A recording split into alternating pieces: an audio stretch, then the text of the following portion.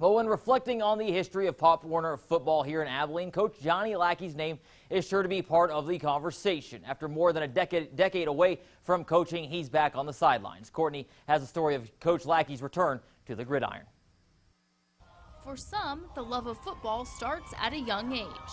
It's really fun on defense, get to tackle the person. I really just like knocking people down. As an assistant coach for the Pee Wee Gym Net Indians, Johnny Lackey enjoys being around youngsters that love the game. You take a kid that hasn't had much success, and all of a sudden, especially at this age, just like in the cartoons, a big light bulb goes off over their head because they realize what they can do and how good it feels. Coach Lackey can recognize that light bulb moment because this is not his first rodeo. Lackey founded the Abilene Buccaneers when he was just 21. We were all just out of high school, so it was me and all my buddies, and those kids were our Xbox and our PlayStation.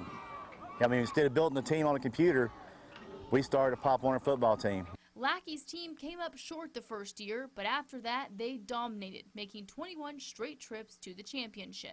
It was such a big part of my life. It really did change how we acted and grew up as kids. After those 22 years, Lackey decided to put up the whistle and did not consider returning until his life took some dramatic turns this past year.